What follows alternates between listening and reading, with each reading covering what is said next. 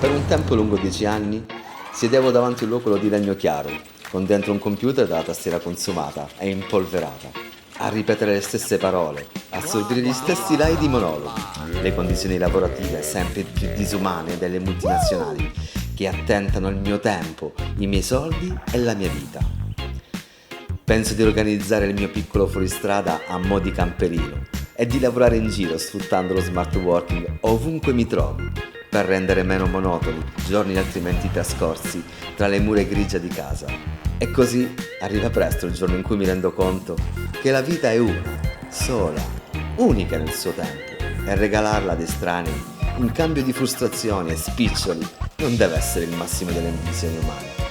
Così, istigato, richiamato, corteggiato da una delle regioni più straordinarie del pianeta, con i suoi mari, i suoi monti, con la sua vegetazione variegata di migliaia di specie di piante, alberi, animali, colori, profumi, albe e tramonti, decido senza esitare di mollare tutto, soprattutto il superfluo, e vivere nella natura dei luoghi, delle persone che popolano una regione per certi versi mutata nel tempo.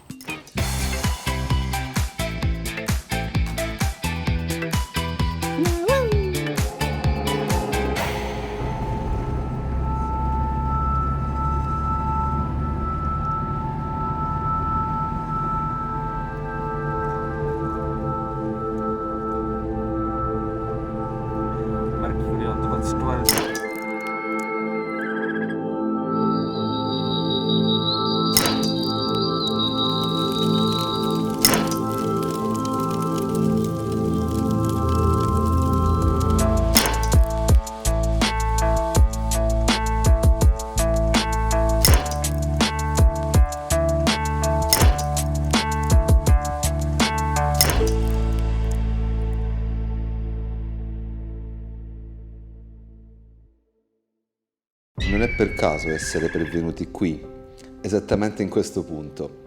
È l'Alta Valle del Tacino, epicentro della Sila e della Calabria. Luogo rimasto vergine, intatto da centinaia e centinaia di anni. Uno dei più suggestivi per paesaggi, storie, leggende ed ecosistemi, in un'altitudine che varia tra i 1500 e i 1600 metri sul livello del mare. La valle separa a sud il Monte Gariglione e la cima un po' più alta dello Scorciavoi a nord, luogo citato nella storia antica e più moderna, come conviene Norman Douglas, viaggiatore e scrittore austro-scozzese, che definì alla fine dell'Ottocento questo bosco, dominato da imponenti faggi e pini slanciati, come foresta mai toccata da mano umana. In realtà, per quanto gli occhi siano ancora oggi ingannati dall'assenza di qualsiasi dettaglio che riconduca all'era moderna, esistono testimonianze di presenza umana, addirittura da Plinio e Virgilio, che definì la Sila come magna.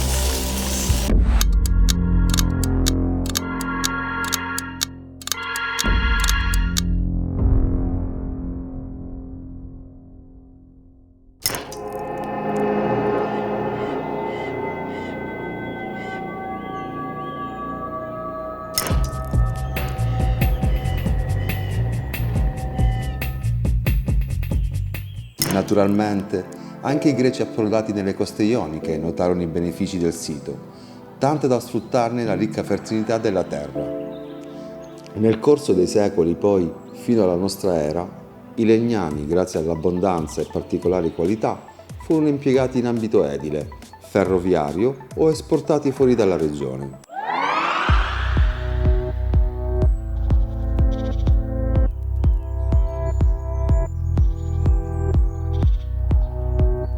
Ciò rende ancora più prezioso il valore della valle, invasa da imponenti alberi dai colori e sfumature cangianti, da praterie quotidianamente potate e curate da mandrie di vacche libere di pascolare, nell'ampio altopiano diviso dal fiume Tacina che serpeggia, fresco e limpido, alla base dei due promontori, Gariglioni e Scorciavuoi.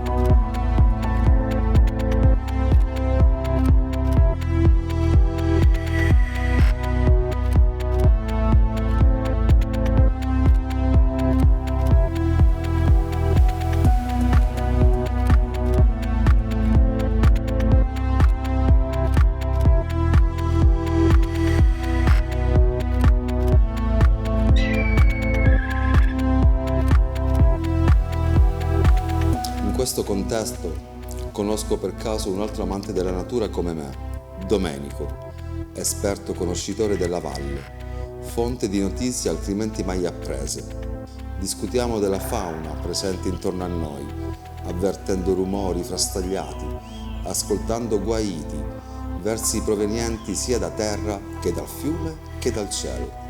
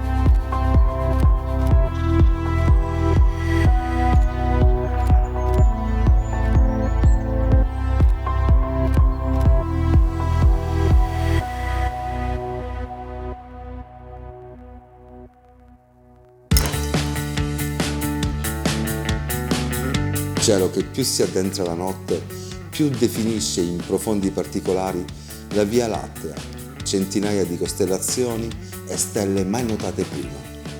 Un planetario naturale sopra il nostro capo. Sembrava di vedere le stelle in maniera tridimensionale, una roba strana mai vista prima. Il mattino successivo al risveglio, l'aria frizzante, briosa, regala profumi nuovi. Intorno la rugiada, formatasi nelle ore più fredde, tende a sciogliersi.